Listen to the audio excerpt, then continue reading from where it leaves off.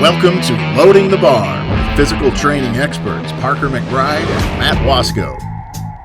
Our Fit Lifestyle podcast covers the science of nutrition and fitness, together with the challenges we all face to be disciplined. We'll guide you through the minefields of fads and gimmicks and all manner of BS that tempt us in today's fitness world. Ready to begin? Then let's start loading the bar. Welcome back, everybody, to the Loading the Bar podcast. Parker McBride here, joined as always by Matt Wasco, my co-host. How you doing today, Matt? I'm good. I'm real good. It's been a fun week, and I'm excited for the Chiefs game tomorrow. I got the ribs in brine right now, so starting to cook those tonight. I'm very excited. That's exciting. Yeah, ribs are really good. I had some ribs last night. Did you? They're well, fantastic. you got to save some for the game. Well, we'll have something different for the game. Wings is like the most common Super Bowl food, right? Yeah, that's true. Wings, pizza, something like that. Yeah. I don't know. Ribs are great, though, too. Yeah. So, yeah, it's a great one here today, and we have a really exciting guest joining us today, all right? So, first time on the Loading the Bar podcast, we've got a guest. We are joined by Bryan Keller. And Bryan is a guy who is no stranger to the microphone, so we're really excited to have him on here today. Thanks for joining us, Bryan. You're welcome. Yeah, no stranger, just I lost it for a while, so I had to, I'm glad to finally find a microphone to use, and this is awesome. Thank you for having me. I'm blown away that I'm your first guest, so thank you. Absolutely. Bryan's somebody that Matt and I have known for a few years, and we've worked with you a lot, both personally and also in your fitness journey. So we want to just give Bryan an opportunity to talk about his experiences and his own fitness journey. It goes back many decades, and there's lots of different peaks and valleys along the way, and we think the knowledge that he's gained and the wisdom he has on that is fantastic for you guys looking to embark on your own journey. So I kind of want to start off, Bryan, just talk about what got you into fitness to start way back whenever that was. Really good question. First of all, before I start that, I do want to congratulate Matt on hitting 375. Thanks. Was that last week? You texted me and said you hit 375 last Tuesday. So congratulations, man. Yeah, really thank good you. job. Thank you. So, as you get to be a teenager, as a young man, girls, it's always different with girls, obviously.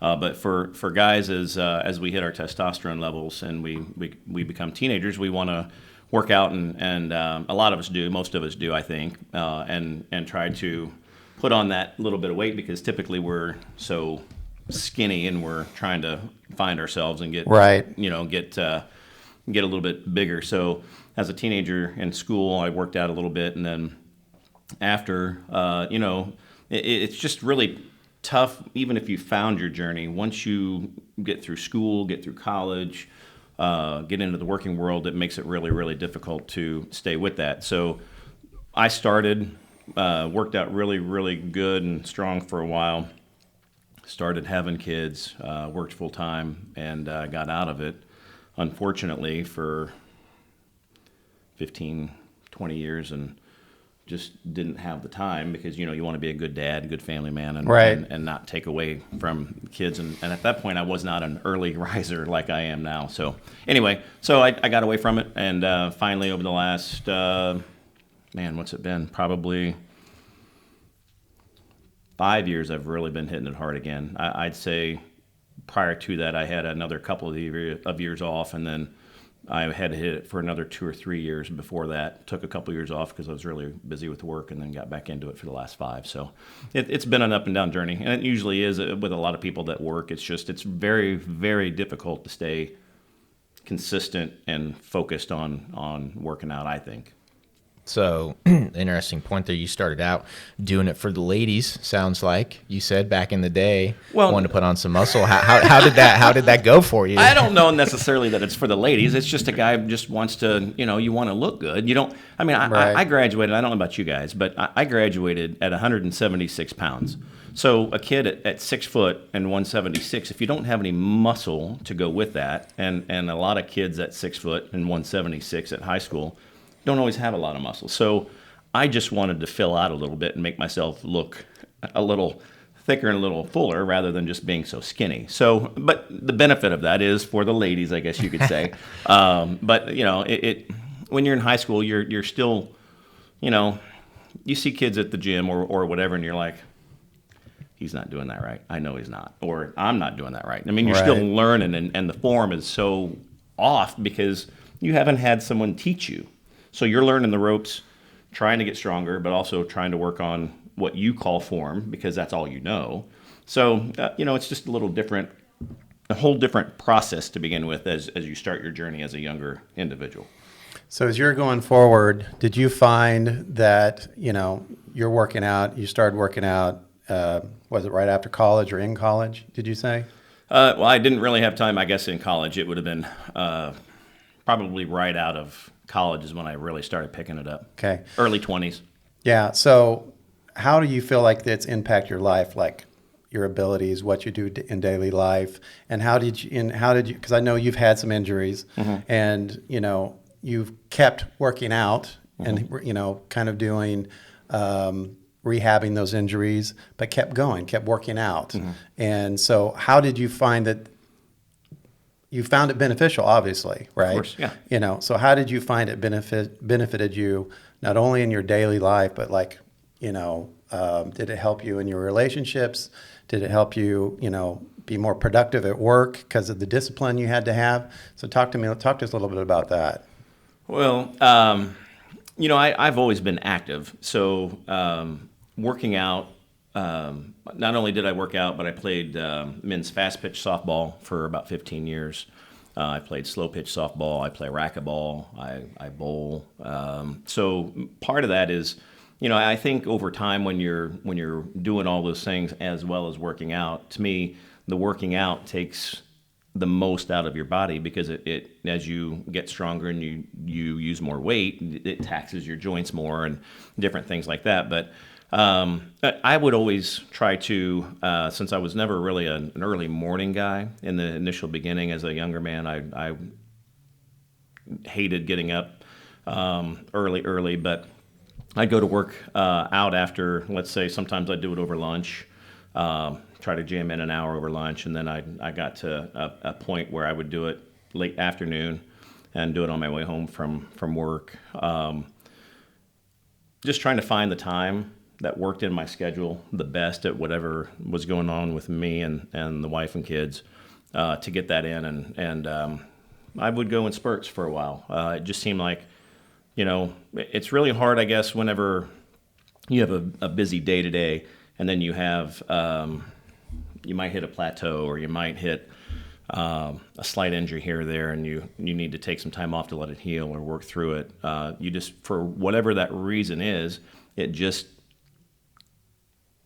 you pop out of it for a minute and you take some time off and that time gets further and further away. So then whenever you do that, you're like, oh crap, first 2 weeks are going to be crappy. Because you know how our first 2 or 3 weeks, whenever you get back in, you just know that soreness. Right. And that's the tough thing is because you're not sore in one spot, you're sore all over. And it's a solid 3 weeks before you actually, your body gets used to it again and gets out of that, because I'm still sore now after working out all the time. Working out. So anyway, I guess long answer to that, but it's kind of up and down journey. It just, you try to make it a priority, but you have other priorities that are more of a priority. But you've also had like different focuses as time's gone on. You've had different challenges from when you were younger to when you were older to accomplish getting in the gym. So, you know, what are some of the, as we're older now, you know, what are some of the challenges you face? Are you more tired? Do you need, I'm assuming you're eating more healthier now than you were when you were in your 20s and 30s. So talk about some of the challenges that you face as far as making sure you're up on time, you know, the time when you go to sleep, what you eat, what gives you energy, those type of things. So, you know, because I'm sure a lot of people are listening that are in our age bracket and they are tired. Great point. Yeah, I'm actually going through a phase currently that my energy level has just been low the last month, I would say. And Parker and I have had a conversation about this. But so during the time that I've known you guys, I'd say 3 or 4 years, I was at my heaviest at 219, and I would probably still be at 219, that'd be my guess, or maybe a little heavier had I not started feeling some shoulder pain, or my right shoulder, I guess, in the rear side of it. I ended up just, guys like to roll forward. So long story short, had a slight injury there and was trying to fix it because I was moving up in my levels on my bench that I wanted to be at. So at the time I thought, okay, well, since I have to take some time off, I'll start a program. And it was a dietary and a workout program. Well, what got me was the pitch of that sales program was, do you want to be extremely strong? Do you want to have the blood work of an athlete? And do you want to drop about minimum of 20 pounds? I was like, check, check, check. Perfect. Let's go. So found out how much it was. It wasn't cheap, but you can't put a monetary value, in my opinion, on health and your life. So signed up for 6 months. And with that, they started me off with an initial blood work panel. So I did my blood work. Based on that, I had a Zoom call with them, and they had me do a few movements so they could see my flexibility, my mobility, so they could start working on a few things. And then they got my blood work back, looked at it, and said, okay, here we go. And they started writing me out a meal plan and a workout for it. And, I know you guys looked at me a couple of times and went, how low do you plan on getting? Because my weight just kept coming off me. But I was eating 2,000 calories a day, and it was a lot of, well, I guess actually, if I think about it, I think the mix was probably 30 or 40% protein, 20 to 25 fat, and 20 to 25 carb. I mean, it was, or maybe it might have been 30, 30, 30. It was real, almost an even split, I think. But the good thing was everything was easy to fix. It was very good and healthy. And the weight just melted off. So at that point, I just was like, I told you guys, I'm just going to let it go as low as I can let it go. And then I'll bottom out, and then I'll start building back up. And I bottomed out at, do you guys remember what I told you, what I bottomed out? What was it, around 180? What do you think, Parker? Yeah, I thought it was like mid 180s. 184. And I started at 219. So I lost 35 pounds on that program. Yeah. And I'm up to, I've been hovering around 200. So one of your earlier podcasts, I don't know if it was last week or a couple of weeks ago, I think it was last week, I heard you guys mention about how eating the same foods over and over and over on a daily and a weekly basis. Well, I did my program. It was the same meal plan I did it for a year. So now that I've done it for a year, it's still good. I still like everything on it, but I'm hitting that wall with my meal plan as well as my workout right now. So I don't know what else is going on. If there's something just inside my head that I'm dealing with, I don't know. But I've kind of fallen off, and I've fallen off my meal plan just a little bit, and I think that's why I'm more at 200 rather than 195, because I'd much rather maintain 195 if I could. Yeah. But that's I can tell you that meal plan changed how I eat for sure. We don't eat out nearly as often. Fast food just does not taste the same. All the grease and everything in that they use. I try to stay away from breads for the most part, with the exception of Dave's Power Bread. I'll have some of that, or maybe Ezekiel bread. But it's a whole lot different when you eat clean and you've done it for a little bit, and you go back. I'd say if you've done it 3 or 4 weeks, the taste of everything just changes so much once you pick up something that's unhealthy for you. And then crap, that is crap. We shouldn't be eating that. They put in a whole bunch of stuff that just, it bloats you. You just feel like you have a rock in your stomach, and the next day you're just like, why am I so sluggish? So it just changes everything. It's hard to go back once you've done that. Once you know what it's like to eat healthy and how you feel, it's really hard to go back. Maybe here or there you eat a meal, you see how you feel, and you say, that's a reminder why you don't do that. Yeah. It's hard for me to eat out too much anymore, or eat too much bad food for that reason. But it takes a lot of commitment. Absolutely. Like you talked about, it's not something that the average person can commit to. You know, I mean, I could give out meal plans to everybody. Just because you give out a meal plan doesn't mean that the person's going to follow it. You know, but you took what you were given, and you followed it to a T. And the word that comes to mind to me is just commitment. Your commitment through that was amazing, in my opinion. And I want you to speak a little bit more to how you were able to maintain that commitment for that length of time, because I think, you know, anybody that could have that kind of commitment would see tremendous results if they could just get into that mindset. Very true. Well, so before I do that, I still have my my weaknesses from time to time of wanting a bowl of spaghetti, a plate of spaghetti, or pizza, or even a fresh homemade chocolate chip cookie or a brownie or something. But right. I try to limit those. So when I got on this, the one thing when I was at my 219, and I'd had that first panel. Diabetes runs in my dad's side of the family. My grandfather had it when he was alive. My dad currently has type 2. And I was pre-diabetic, and I had high cholesterol. So part of that was not only did I want to try to lean down and see how strong I could be at a lower weight, I've actually been interested in that part of it for quite a while. And then I found that program. So part of that was also, okay, well, if it's going to help me lean down, it's got to help get my blood work in line. And the way I look at it is, you can't run a sports car with gumped up oil. It's just not going to run right.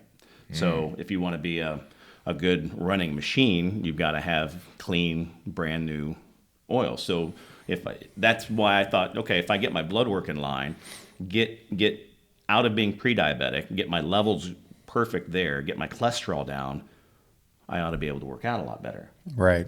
So that was the driving force for me, was I wanted to be proactive with that rather than reactive. I didn't, knowing what my dad's kind of gone through with his diabetes, I just, and seeing my grandfather, because my grandfather ended up having an ingrown toenail that he let go. And he let it go so long and so bad that they had to chop his leg off from the knee down. Wow. Yeah, Wow. That's what an ingrown toenail does to a diabetic person if you just let it go. And of course, men are stubborn, that we don't like to go to the doctor. I know I don't. I'd much rather find something holistic and something better to do rather than seeing a doc. But so I didn't want to be reactive with a situation like that. I didn't want to let it go. So to me, I could tell you, most people will not stay committed the way I was committed until they have a reason to. Mm-hmm. My reasoning was my life. I mean, I have 3 girls. Youngest is 19. The other 2 are adults. And I have 2 stepdaughters that are teenagers. I love my kids. All 5 of my girls I love. I do not want to have a shortened life because I can't be with my wife and my kids. So I was trying to lead by example, eating healthier, wanting to live a longer life. So I wanted to get rid of the diabetic part of my blood, or just me in general, get rid of the diabetes that was inevitable if I continued doing what I was doing. And I wanted to get my cholesterol down. So that was the driving force for me, was to focus on my blood work, to make sure that I was feeling good, living well. And then, I was struggling, and you guys saw me in the gym. I was struggling with doing some weights that I used to do pretty easily. I was struggling because I was continuing to drop, but it was just getting that body reacclimated to a new set of blood, or a new blood system in a way, because of all the blood work that, or all the clean eating I was doing. It was cleaning out my blood. I was losing the excess fat. My body was changing. So I had a lot going on. I mean, my body was trying to lose and help me, but I was trying to push it by doing more weight and still trying to maintain the intensity I had. So it made it real difficult. But that's the whole reason why I did that. I wanted to be healthy. Mm-hmm. And if you don't have a driving force like that, just like Parker said, you could set up the perfect meal plan for anybody.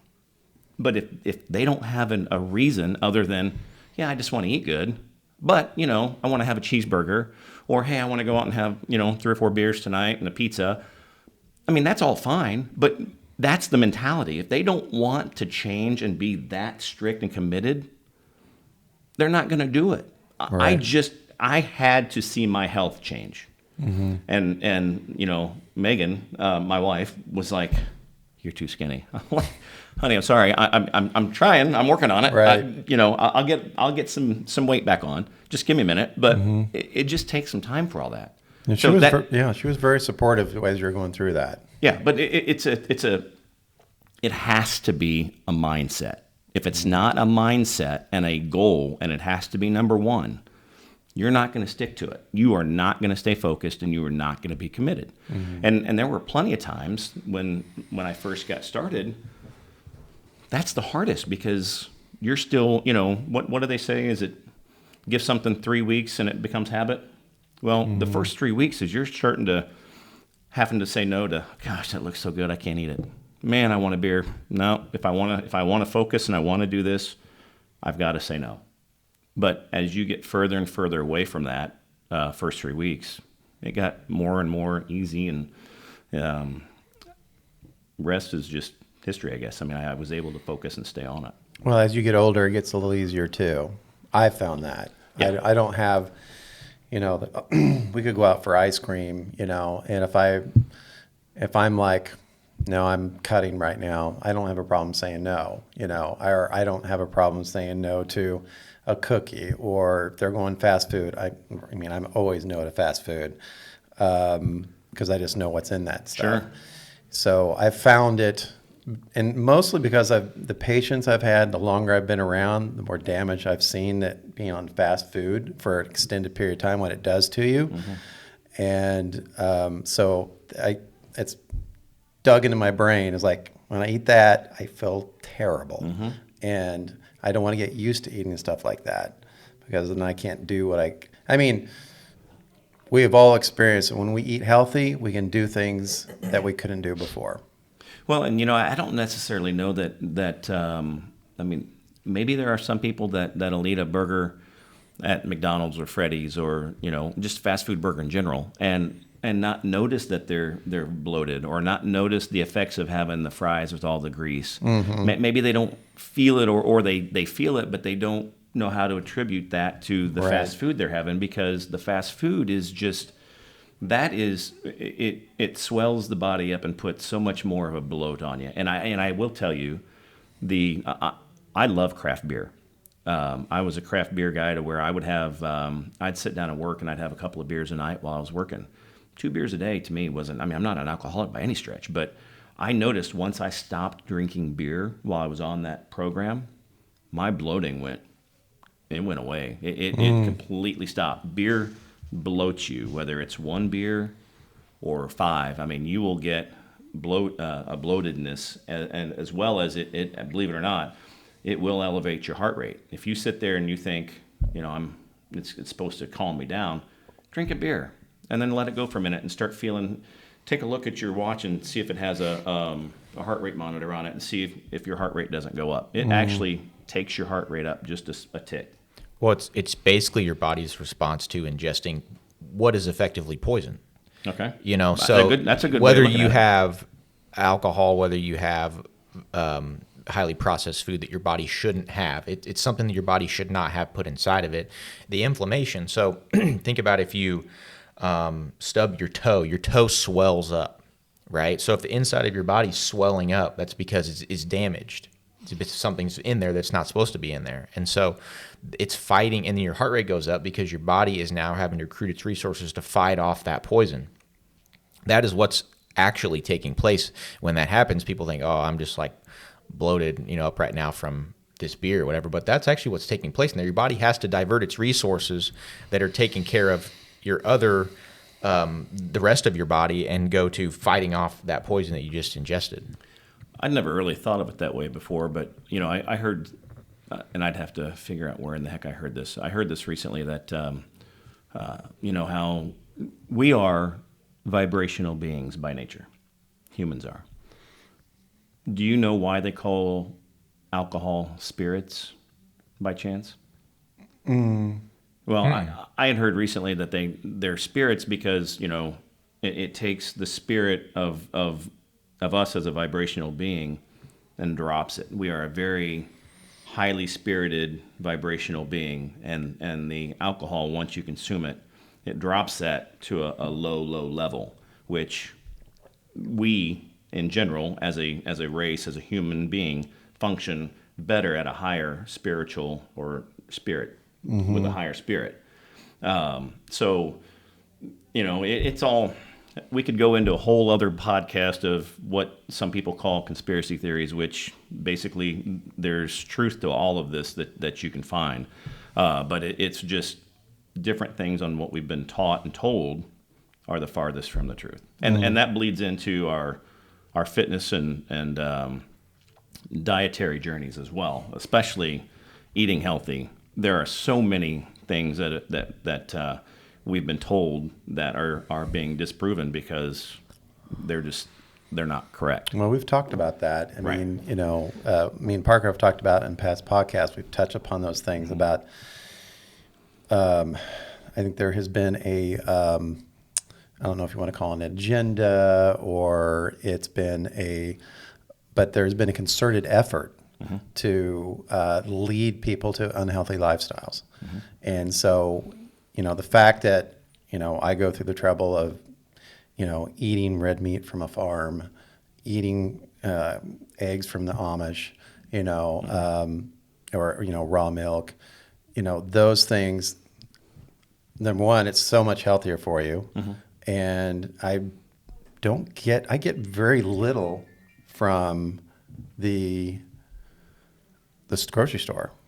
So most of my, because I'm eating eggs, red meat, and protein. Protein powder.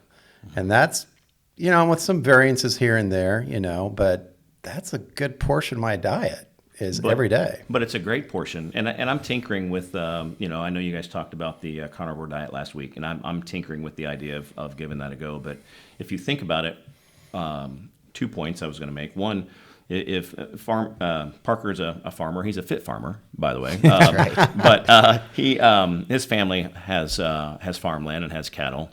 My great grandparents were farmers. My grandparents were farmers. If you look at it, they were eating fried eggs or scrambled eggs, fried bacon. They were eating greasy stuff. They had butter. Milk from the farm, and they lived long lives. And yet the doctors want to tell you, oh my God, that's way too much cholesterol you're having. Well, cholesterol has been found to be good for the body, and farm. If you look at the people that are raising animals and on farms, they're pretty healthy because of your brain needs to function on a good amount of good fats. It needs to. Your body is supposed to function well with that kind of stuff, but yet they want to pull you back from that. And when you said agenda, Matt, the way I look at it is they put. Meaning the people that want to think that they are in control of everybody, put a higher price. If you go to the store and you notice where all the junk food's at, it's all right up front. The chips, they want all that stuff easy to get to, and it's a lower price.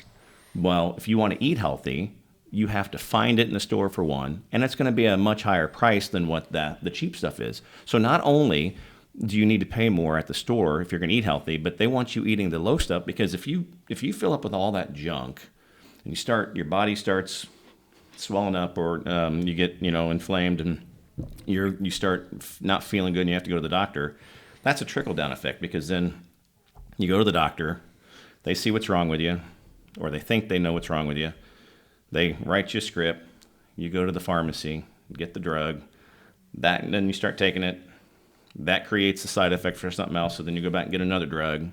That creates a side effect. So it's just a customer that is healed is a customer lost to Big Pharma. So you can call it a conspiracy all you want. But if you think about that, and if you seriously just sit back and pull yourself away from that and logically think about that whole dynamic and that process, you're like, oh, crap. This is a scheme to keep us going in circles because that's what they want. They don't want us to think for ourselves. They don't want you to have to eat healthy. They don't want you to find the right things. So they put information out there, and they tell you, oh yeah, cholesterol is bad for you, or this or that. So anyway, I got off there for a little bit, but that's you need to find your own journey to and pick out what you're going to eat so you can stay fit and healthy. I don't have the exact numbers on it, but now that you bring that up, it's really interesting because I did see a stat one time. It talked about, I think it was like 1940s, 1950s. It gave the percentage of income that the average person spent on groceries or like their food. And then it gave the percentage of income they spent on their health care. And it was like, I want to say probably almost 30 to 40% food, way higher than it is now. And then like less than 10% on their health care. And then it said present day what those figures were, and they had exactly inverted. And now we spend like 10% on our food. It's way cheaper and way easier to get our food, but that food is such a low quality that it makes us unhealthy, and then we have to spend more on our health care. So it's kind of like you're going to spend it either way. You talked about it's harder to access the quality food. It costs more money, but you're either going to spend it in obtaining the food that you put in your body, or you're going to spend it on your healthcare down the road. I'd much rather spend it on the food. But the food, so Megan and I have become, I'm my guess is, knowing the both of you guys do it at your houses as well. But we have become ingredient viewers. Before we'll pick up something, and before we buy it, we will go through it. And I don't know if you've noticed, but in my personal experience, go pick up a bag of something and take a look at one of the very bottom lines that says contains a bioengineered ingredient. As soon as I see that, Megan and I see that, well, nope, set it down and go see it. I mean, we've stopped eating certain things that we thought were decent, and then we noticed that it had a bioengineered ingredient. We stop. I mean, that doesn't necessarily mean that it's bioengineered in a way that's going to be harmful to you, but if they're bioengineering things, whether it's to make it taste better or whatever, to me that goes along, a certain side effect at some point's got to go along hand in hand with that. So we just steer clear of bioengineered ingredients in general. Well, I think that's an important point because people have to do their due diligence when they're in the grocery store or when they're shopping for their food. Right. Because it's easy to see a package of something or see an advertisement and it says this is healthy, or this is good for you, or they have a label that says it's all natural, it's healthy. That doesn't mean anything. You got to do your due diligence, dig deeper, figure out what's actually in that product, what actually goes into making that product, and then figure out if it's actually healthy or not. Because there are plenty of foods out there that they market themselves as healthy, but yeah, they've got, bioengineered food, or they've got, natural flavors is my favorite one. There's nothing natural about natural flavors. That's just a word they can put on there and almost put anything in there, and that's the way I see it. Yeah, they could throw anything they want in there with that. Yeah. That gives them the liberty to just contaminate what it is that you're getting. Exactly. Well, and then I've heard you recently, you guys, I think it was again last week or maybe a couple weeks ago in one of your other podcasts, you guys mentioned also the other dyes. You got to watch out for the red, the food dyes, because those aren't the red number 5s and the yellow whatevers, and none of that's good for you. Yeah.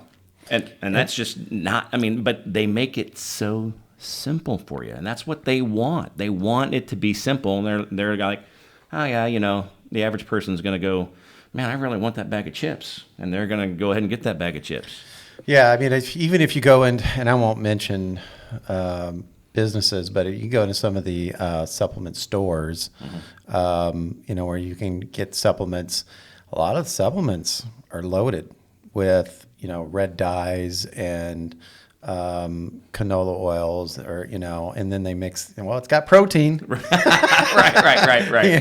Or it's got Well, the sucralose gets me too. I stay away from anything. I think the only sweetener that I try to find something with it in is stevia. I've found that is the most the best. But I will But I think, Matt, I do the same thing at the supplement stores when I go in to try to get supplements. But I think, obviously, they're doing it for a reason to make money. But I think they're banking on not everybody paying that close attention to wanting to eat that clean. I think they're banking on someone taking a a tit for tat approach. You know, okay, well, I see that it's got a few of these in here, but it does have some protein, and it is good. So I think I'm going to go ahead and get that. I think some people throw some of those ingredients by the wayside and go, yeah, I can handle that, or that's okay. But the older I'm getting, the cleaner I want to eat, and I want to. I mean, if you look at the supplements, the protein powders I get, there's only 3 or 4 ingredients. I'm really trying to make sure that they're very simple and they're very clean and they're not loaded with sucralose. They're not loaded with whatever the additive is or the filler is that they're trying to get into to fill the bag. Yeah. So, well, I talked about this on probably the podcast you listen to, is that for me, certain diets cause me really bad migraines. yeah. So Well, you've even told me that. Yeah.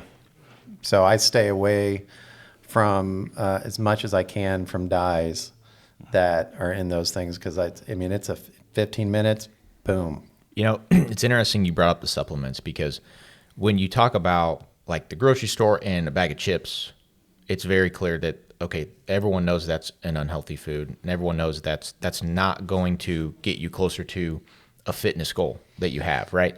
Supplements are a little bit the opposite, because I think people view those, generally speaking, as this is going to get me to my fitness goal faster than what I would get it to without it.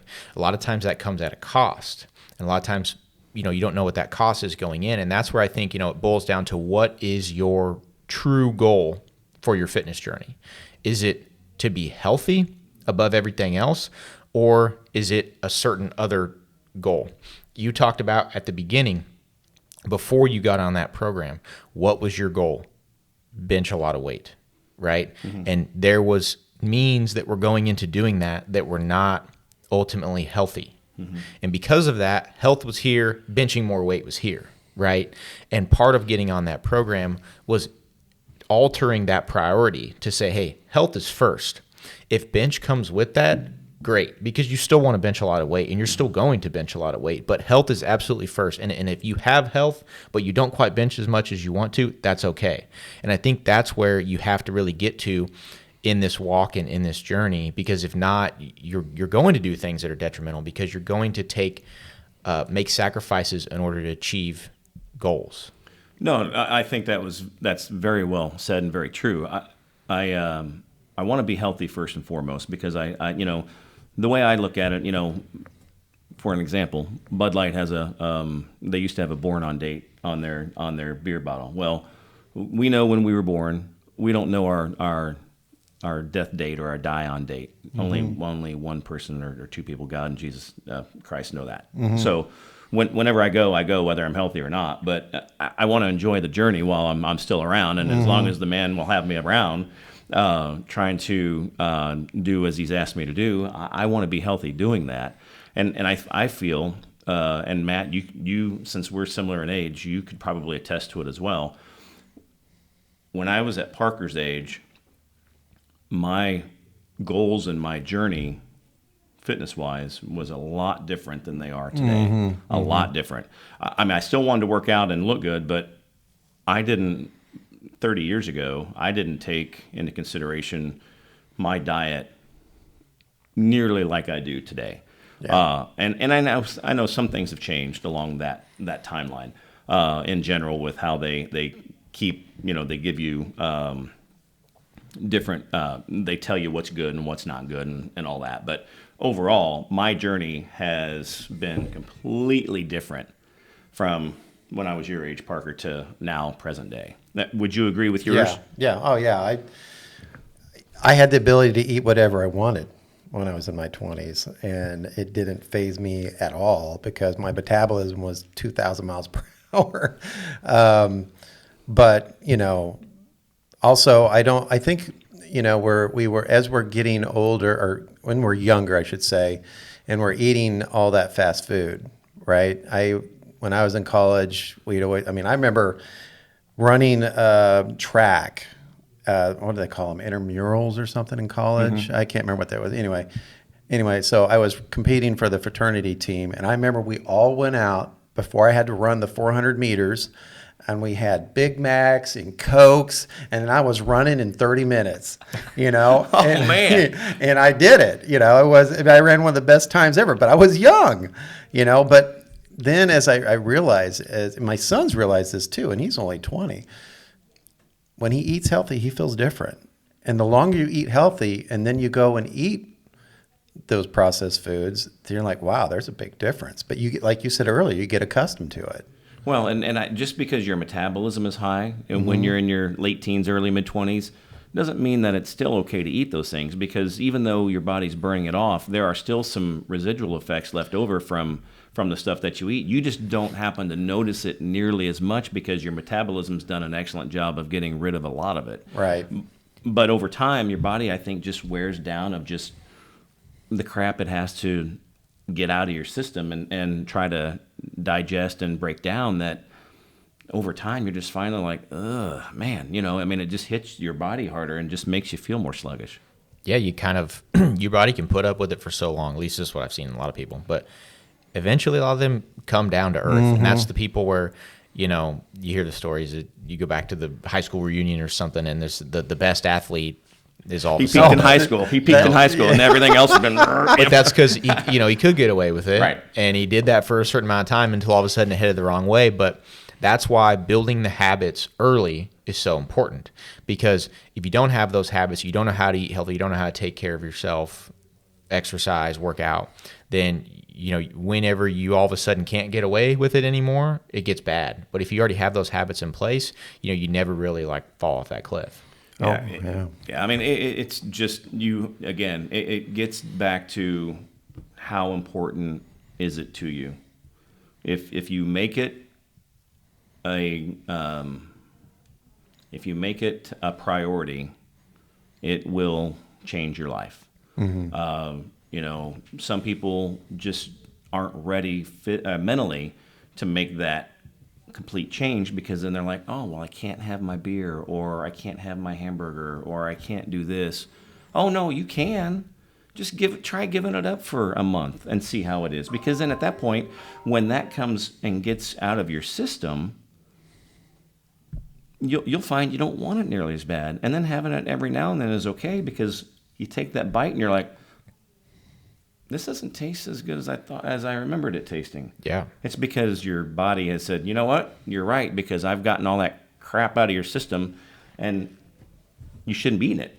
You've been eating better. But until you really make it a priority, you're not gonna jump in with both feet. You'll dip one foot in, and that's okay. But if you really want to really see the maximum amount of transformation that you can do, you've got to stay committed on it, and you have to at least give it a good 30 days minimum, I'd say. I think 30 days is a good point. That was one of the reasons why, like doing Carnivore Month, I wanted to give it a full 30 days to see what that looked like at the end. And you're very right in saying that things taste different, and your cravings change. And yeah, sure, I longed for a carbohydrate, I guess. I bet you did during those times. But I bet. But I came to find towards the end that I didn't crave a lot of those same things. And one of the, when the first couple days after it was over, I was at a place they had homemade cookies. And they looked fantastic. Mm-hmm. And they were sugar cookies with icing on them. And I ate one, and it wasn't that good. Isn't that funny? Yeah. And it just didn't taste that good. And I thought to myself, man, the steaks I've been having taste better than this. And right. And I've noticed that too, where it became very hard for me to eat things like that. Yeah. Whenever you're used to eating them and they're there, you just pick it up and eat it. You don't even notice it. I hadn't for like a month, and I'm like, it's hard to reach out and grab this thing. I had to tell myself it's okay, because I'm not holding myself to it anymore. But it does. It becomes way easier to do. I also experienced that same thing with fasting. And that's kind of a whole nother topic. But when I would, if I'm on a fast for a couple of days, you would think that all you want to do is eat. But once you get past that day or two mark, you actually don't want to. and it's easy to resist because you've sort of built that habit. Well, I do try to fast every Sunday morning because we get up and go to church early. So I'll try to fast Sunday morning, and then once we get done with church, come home and have a snack before making lunch. But I mean, you talk about fasting for a couple of days. Could you imagine how Jesus did it for 40? 40 days. Yeah. That's insane. I mean, that's crazy. Yeah. But just with that, and I only mention that because it's just with what we're discussing on our fitness journeys. It's a mindset. Mm-hmm. It is. We were born with the ability to be able to fast that long if we wanted to, because of we can get enough nutrients in our system to survive and last if we really truly wanted to do that. But the harder it gets physically to lose the weight or to want to do something, that all starts with your mental fortitude and attitude first and foremost. Because if you don't have any mental capacity to stay focused, to say no, to see the big picture down at the end, you're not going to give your physical self a chance to even start that or to accomplish that, because you've already done a disservice to yourself by saying, I don't want to do it. Mm-hmm. You have to stay focused, and you have to be able to know what that end goal is down the road. And you have to, because, look at it this way. God said, don't take the big open road, right? I mean, I'm paraphrasing. He didn't say that. He said, the path well chosen is the hard path to take, not the easy path that everybody else takes, right? So if you take that hard path, let's say your end goal is down here, and you know that you want to get there, you're going to get something here and something here and something here and here that's going to be an obstacle in your course. It's not going to be just a straight run and go, man, that was easy, I'm going to do that again. Anything that you want to do takes a challenge, and at the end, it's going to feel so much more sweeter, and you're going to feel so much more satisfaction of getting it done because you've gone through all those challenges to begin with. But it's not going to be easy. Nothing in life has been easy. You have to work so hard at it. And sometimes it's just, for some people, the mental side of it is just, it wears you out.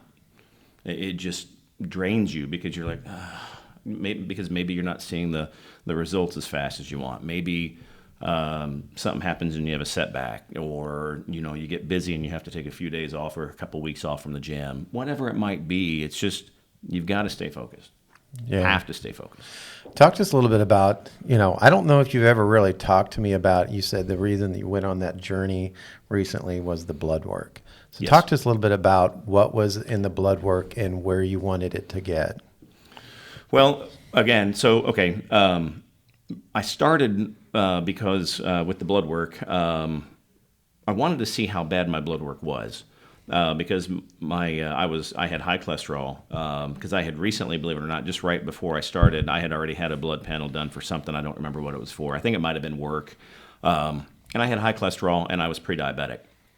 And again, I'm watching my dad and my grandfather's journeys with their diabetes. I didn't want to go through that. So I thought, okay, if they said I could have the blood work of an athlete, I mean, look at those guys. I mean, some of them are 350, could run a 4.5 right? I mean, that to me, I think they've got pretty good blood, right?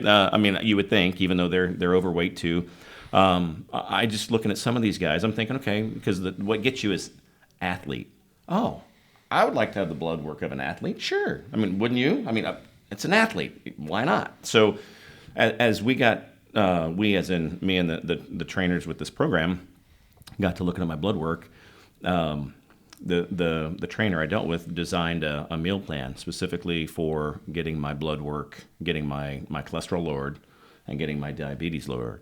And on top of that, he instituted some supplements for me to take to help boost in some areas where I might have been a little deficient, to help boost them up, to bring the other areas that weren't so good, to get them down. And that was part of the dietary part of it, the clean eating part of it.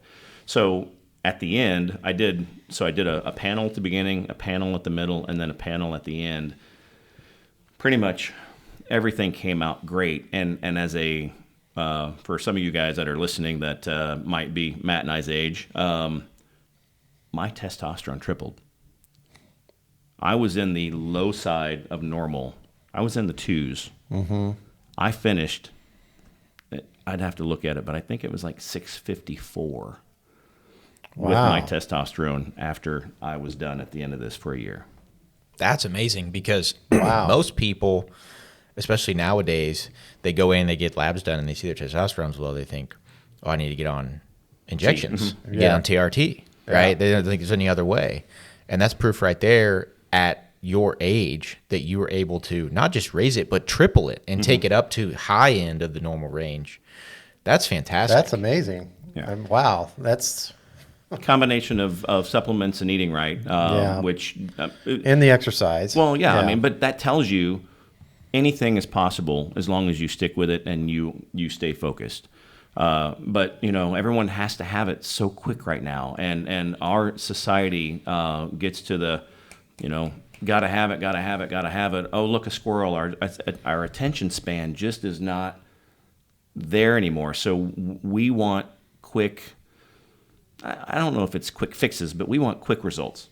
That's just our generation anymore. It never used to be that way, but good things take time. And if you want to and I've heard Parker mention this several times over the course of knowing you guys, and you might have mentioned it too, Matt. But you have to, if you're on a weight loss journey, you can't just all of a sudden go from consuming 4,000 calories a day down to 2,000. I mean, you have to get your body to acclimate itself as it's coming down. You can't just drop it Right. and expect not to fall off that wagon, because your body's going to be like, what'd you do with my other 2,000 calories? But if you start going somewhere and you just start slowly just dropping it, and you're eating healthier and healthier, you're going to find that your body is making those adjustments with you, and it's not going to, you aren't going to want that craving. You're not going to want to fall off that wagon and just consume a great big pile of stuff. It just, your body will go with you, but you have to lead it in that direction slowly. Well, I think that brings up kind of a point too, that you don't get to where you're at when you find yourself in a place you don't want to be. You didn't get there overnight. You're not going to get out of it overnight. Right. You got there gradually. You're going to get out of it gradually.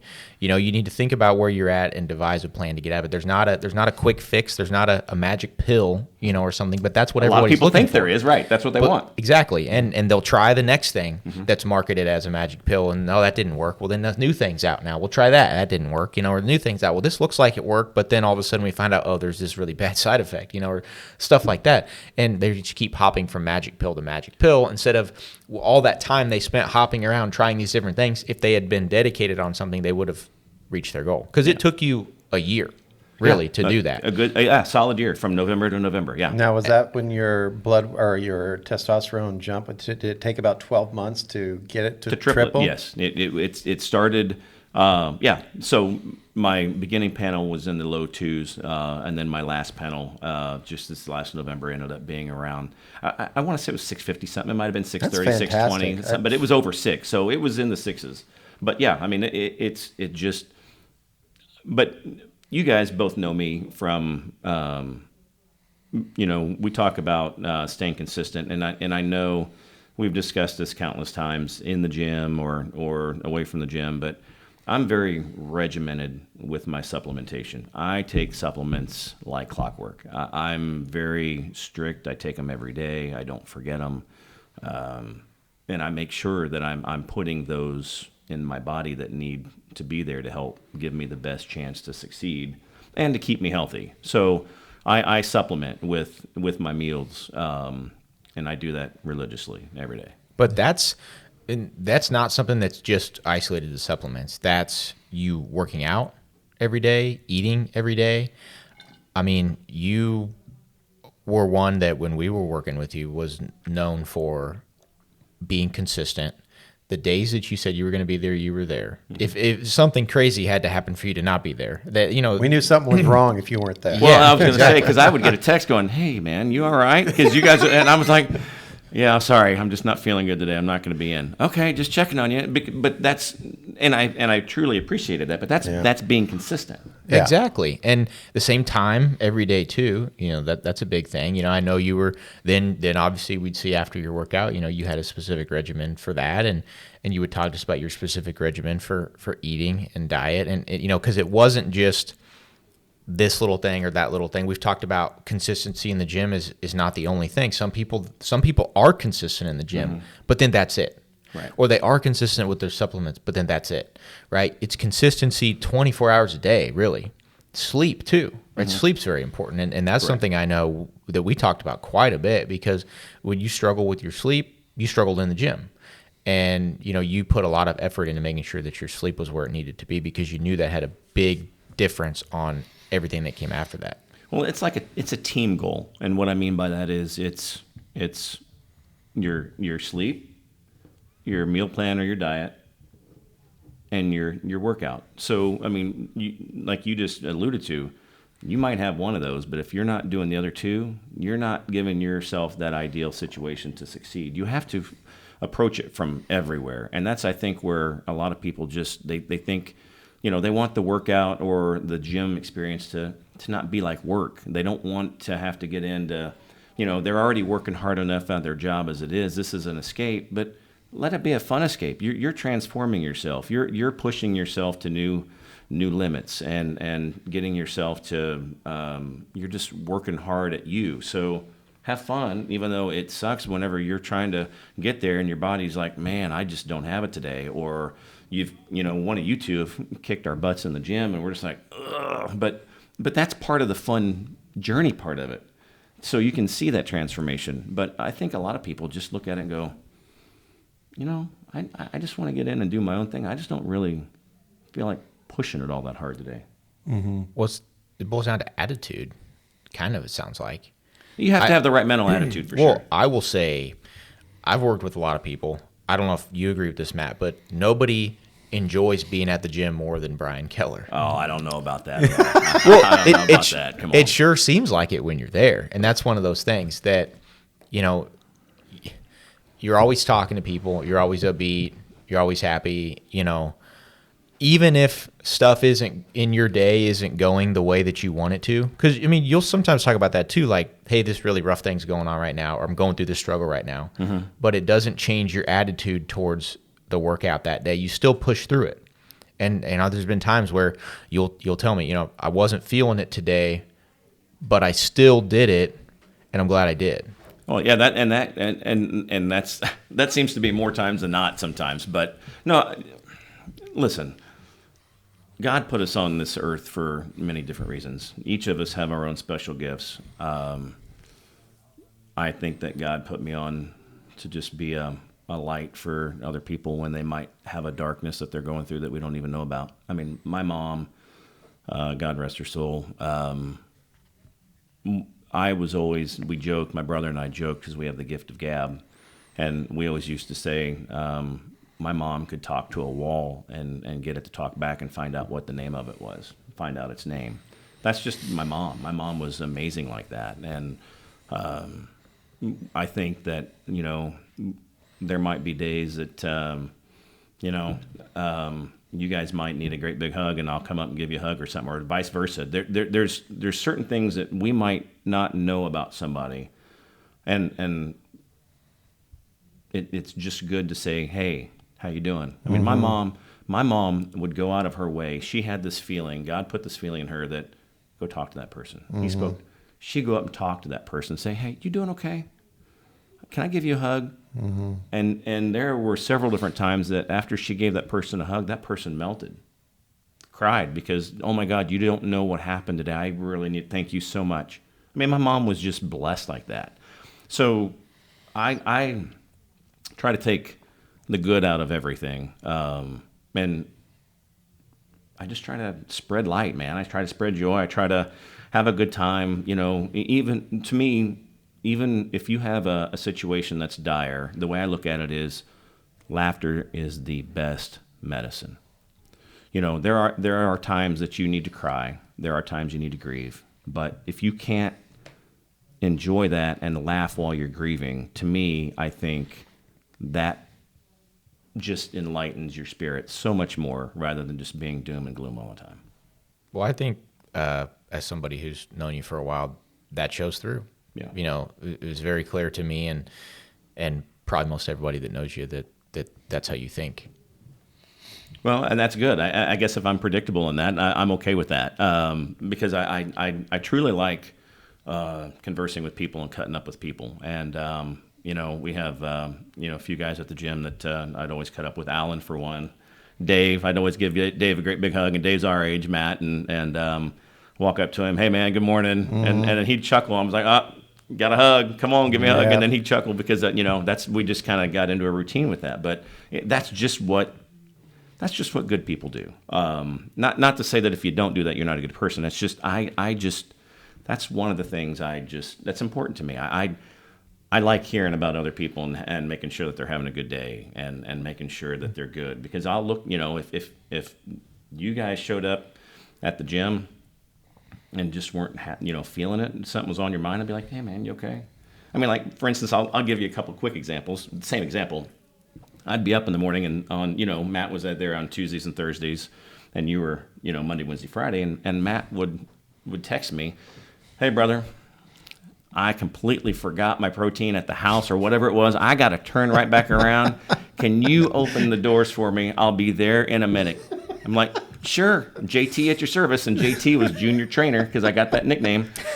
So then I'd get there, and then I'd open the door, and Ricky would be there. He would be about the only one there. He's there at 4:30 in the morning. He and I would be the first two sitting in the parking lot. So I'd go ahead and open the door, and I'd let him in, and I'd said, okay, Matt's running a little bit behind.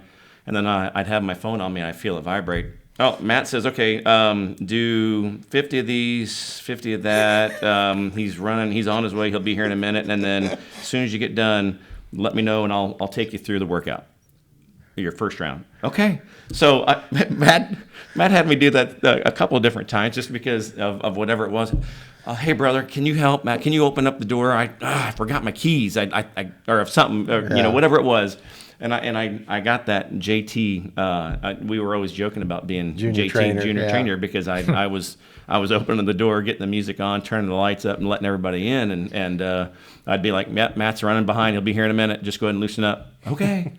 So I mean, at some point when they didn't see Matt, people started looking towards me because they knew I had the answer. It didn't happen a ton. It was like 2 or 3 times. It was a handful. Yeah. That was about it. But I'm okay doing that. That's to me being a service to other people. That's what I like doing. I like helping when I can help, and just I'd give the shirt off my back. That's just the way I am. I'd help whatever I can do. Whatever I can do to help, I help. Oh, I remember when my mom passed. You were the first one to give me a hug. Walked in, and this was my first day back after my mom passed, and you were the first one. So you remember things like that. So. But that comes from the heart, though. That's not just going through the motions. Yeah, absolutely. Yeah. It's been a great friendship that I think we both have built with you, and we're very thankful to have built it. And we're really just happy that we got to have you on the podcast here and be the first guest, Bryan. Well, and thank you so much. But I will say, let me throw out a little fun fact nugget for the class. We all three share something in common. And do you want to take a stab at where I'm at with this? Believers. With what I know? Huh? Believers? No, that's an easy one, I think, based on the podcast. But this is something that I don't know that everybody knows about. That was my guess. I became a part of the group in 2022. You became a part of the group in 2023. You guys are going to go, oh my gosh, right. Marriage? No. I don't know. What do you think? I'm lost. Well, I mean, I do know that's true. June 10th. Oh, yeah. Do we all have the same anniversary? We all have the same anniversary. No. Yeah, we talked about this in the gym. Yeah. That's because right. you and I talked about it, and then Parker was like, I'm getting married on June 10th. And I was like, man, you're joining the crew. I've kind of forgot. I talked to you individually, and I knew Parker's was on ours. Yeah. But I didn't. Oh, my gosh, that's right. Yeah, I didn't put that together either. Oh, June 10th. We're the 3 June 10th amigos right here. Yeah. Wow.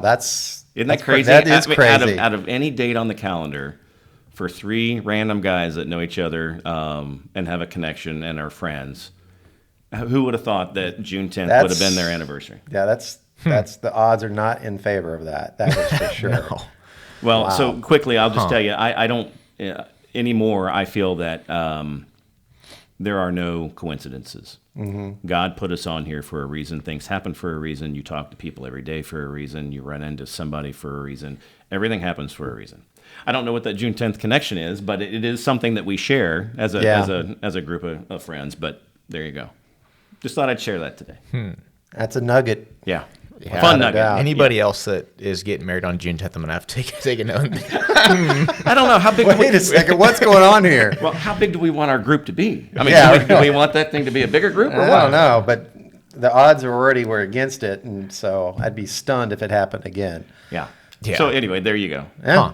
Fascinating. Thank you guys so much for letting me join you today. This has been Well, a blast. before we let you go, everyone's got to make a prediction. That's right. Oh, Super Bowl perfect. tomorrow. Yes. Chiefs versus 49ers. Yep. Super Bowl in Las Vegas. You want me to go first? Go first. I'll go second, and Brian go last. All right. You can't steal my prediction. Yeah, I again. know. That was inadvertent, by the way. You guys better not be choosing this one right here. Yeah. Hey, okay, I was wrong on the Ravens game, right? I bet against them, or I picked against them, but I'm going with the Chiefs tomorrow. All right, I think they get it done against the 49ers. I think they're the better team. I think they got a better offense and a better defense. I don't think they're going to light the scoreboard up. Let me take let's see, 30-20. Chiefs 30-20. I'd take that all day long. 2-score game. So, okay, real quick before you tell yours, what was your Raven score? Ooh, what was my Ravens I score? think you said 30-21. Ravens. Okay. Ravens, yeah. Yeah. Okay. I think I did say Okay. that. And I did 30-24 because he wouldn't let me take 30-21. Why couldn't you just say, well, we agree? Well, I don't think I heard him say it. Oh, But okay. then I was thinking, okay, they're gonna be up 21-7, and then we'll come back. I'd say 30-21. He goes, you can't take my score. I'm like, oh, that's right. That's what he says. Okay. I think it's gonna be. I think San Francisco may be in the lead at halftime, only because they're gonna kettle and they're gonna come after him because we've beaten them once. It's hard to get back there. But I think the fact that the Chiefs have started to come on, they've got a great defense. They started to come on, and they know how to win in these type of games more than anybody else. So because of that, I think they're going to end up winning it probably, I'm going to go 28-24. Okay. So what I've seen, I agree that the 49ers are one. They don't want to lose a second time in the Super Bowl to the Chiefs. But those are 4 years apart, two different teams, right? Our defense has played a ton better. Best since, in 30 years on our defensive side of the ball. Yeah. We have not allowed a team to score more than 28 points, more than. First team ever there have been several teams, I think, at 19 games. We've had 20 games in our season so far this year. First and the only to do it with no score over that.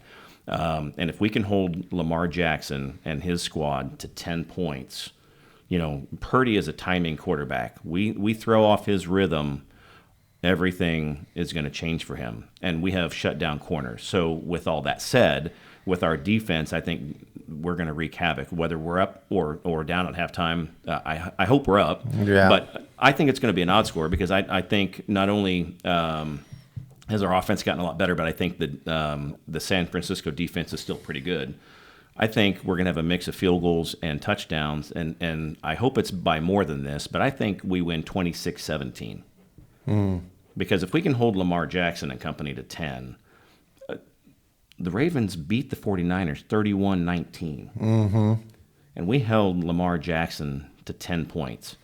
And I think our defense, that San Fran saw the Ravens' defense, but, they were number one, and we beat their offense. And I think if they've seen, I just don't see that they're going to get to 21. I could be wrong, but I think they score 17. Interesting. Yeah, that's Cool. That's my take. Well, you heard it here, guys. All three of us on the Chiefs, so let's hope they pull it out. You guys got any big plans for the Super Bowl?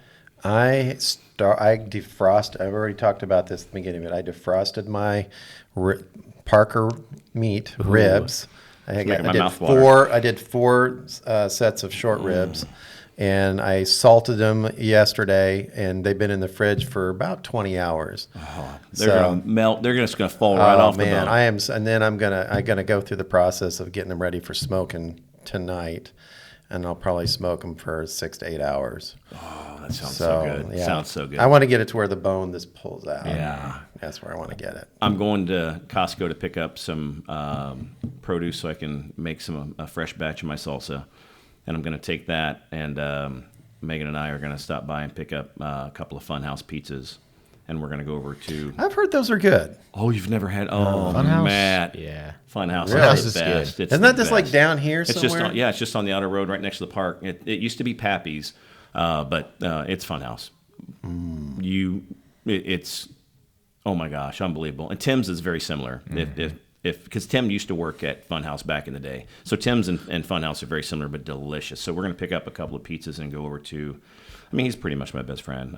There's been 3 of us that have known each other since we were 10, and the other one's a Broncos fan, so we don't ever let him come. He could probably come over. not allowed. No, he would probably if he wanted to, but he's just not a Chiefs guy because he's a Broncos guy. So I kind of invited myself over just because I knew he'd be watching it, and I didn't want to watch it alone. And I just said, "Hey man, what are you doing?" So he allowed us to come over, so we're going to watch it over there at his place tomorrow. But Funhouse pizza with some of my salsa. Oh, can't wait. How about you, Parker? I've tasted your salsa, dude. That's smoke. But it's a sweet smoke. And you know, Matt, while it's kissing you, it's punching you in the stomach. Yeah. I think I had to go to the restroom and collect myself last time I had some. That's where the pizza comes in. It's going to hold everything together for a while. Gosh. But that pizza's delicious. You got to try it. Yeah.